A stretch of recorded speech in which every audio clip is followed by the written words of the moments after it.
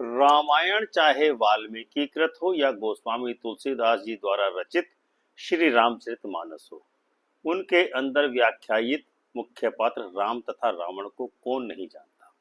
रावण की पत्नी मंदोदरी किसकी पुत्री थी? मंदोदरी के पिता का नाम क्या था? मंदोदरी के पिता किस देश के राजा थे? मंदोदरी के पिता ने ऐसा कौन सा अनुसंधान किया था जिसके कारण मंदोदरी के पिता का नाम दैत्य होने के बावजूद भी संपूर्ण ज्योतिष शास्त्र के अनुयायी पूर्ण रूप से उनका आदर और सम्मान करते हैं आज भी। ज्योतिष शास्त्र से मंदोदरी के पिता का संबंध किस प्रकार स्थापित होता है? मंदोदरी के पिता जिस देश के राजा थे तो उन्होंने कौन से नगर को बसाया था? मंदोदरी के पिता का मुख्य नगर कौन सा था?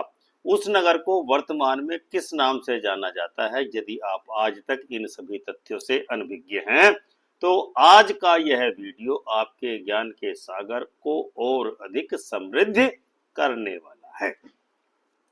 जय सिया राम मित्रों, आज का वीडियो प्रारंभ करने से पहले आपसे विनम्र निवेदन है कि यदि आपने अभी तक हमारे चैनल अमृत कलश को सब्सक्राइब न किया हो तो इसको तुरंत ही सब्सक्राइब करके घंटी का बटन दबाकर ऑल का ऑप्शन अवश्य ही चुन ले, ताकि हमारा नया वीडियो अपलोड होते ही सबसे पहले आपको नोटिफिकेशन प्राप्त हो सके।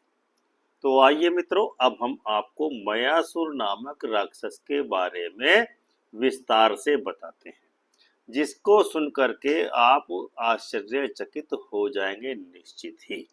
सूर्य सिद्धांत ग्रंथ के प्रारंभ में सूर्यावतार सूर्यांश पुरुष के द्वारा मयासुर को संपूर्ण ग्रह नक्षत्रों का ज्ञान कराने वाली ज्योतिष विद्या की चर्चा विस्तार से की गई है। जिस मयासुर ने सूर्यावतार के माध्यम से सूर्य सिद्धांत का ज्ञान प्राप्त किया था, उसी मयासुर नामक दैत्य श्रेष्ठ मयासुर का चरित्र कुछ इस प्रकार है। जैसा कि आप सभी मित्रगण जानते हैं कि त्वष्टा यानी विश्वकर्मा जी को भवन एवं वास्तु के देव शिल्पी के रूप में सर्वत्र प्रतिष्ठित किया गया है। बिल्कुल ठीक उसी प्रकार से मयासुर को भी असुर शिल्पी के रूप में, ज्योतिष शिल्पी के रूप में सूर्य सिद्धांत का जनक माना जाता है। मयासुर को शिल्पकला, वास्तुकला, स्थापत्य कला तथा खगोल ज्ञान का आचार्य होने के कारण असुर लोग के प्रासाद, उद्यान तथा असुरों की सभाओं के निर्माता मयासुर को ही माना जाता है। इनके द्वारा विरचित मय शिल्पम नामक शिल्प शास्त्रीय ग्रंथ अत्यंत प्राचीन काल से भारत में समादृत होता चला आ रहा है।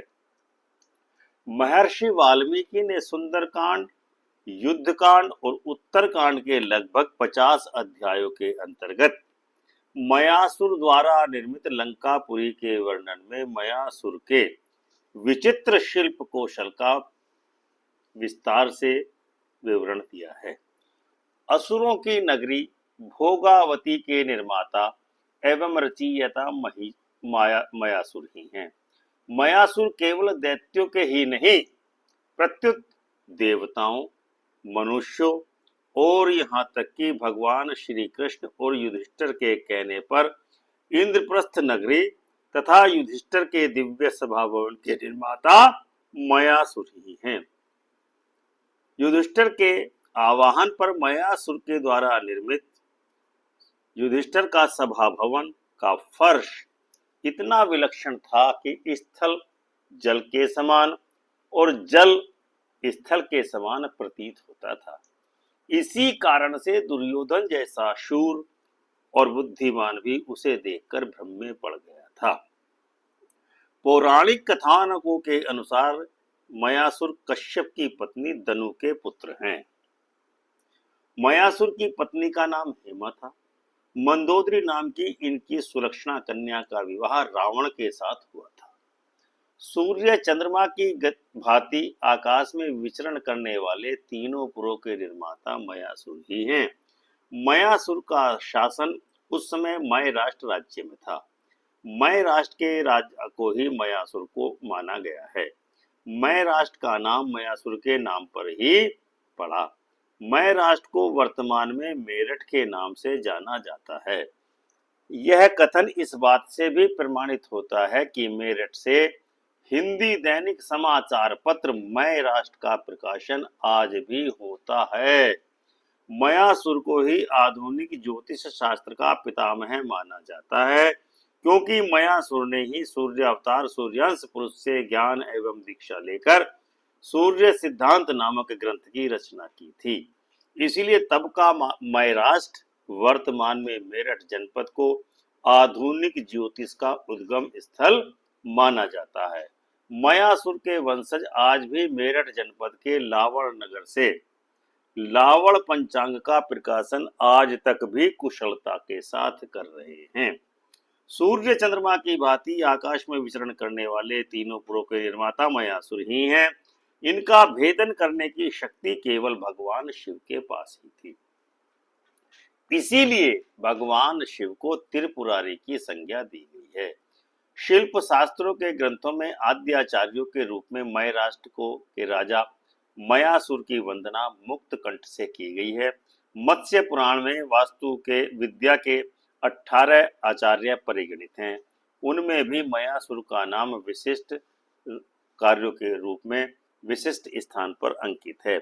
जिस प्रकार से मयासुर शिल्प शास्त्र में निपुण थे, उसी प्रकार भगवान सूर्य की कृपा से सूर्यांश पुरुष के माध्यम से ज्योतिष विद्या का उनका संग्रहणीय ज्ञान भी अपूर्व था और आज तक जन कल्याण का कार्य ज्योतिष विद्या के द्वारा किया जा रहा है और जन सामान्य इस ज्योतिष विद्या से लाभान्वित हो रहा है। तो मित्रों, यह था मयासुर नामक मय राष्ट्र के राजा, महान स्थापत्य कला शिल्पी और ज्योतिष विद्या के पितामह मयासुर नामक दैत्य का संक्षिप्त विवरण। हमें आशा ही नहीं वरन पूर्ण विश्वास है कि आपको आज की यह जानकारी अवश्य ही पसंद आई होगी तथा इस वीडियो को आप अपने मित्रों तथा रिश्तेदारों के साथ अवश्य ही शेयर करेंगे। चैनल को भी सब्सक्राइब करेंगे।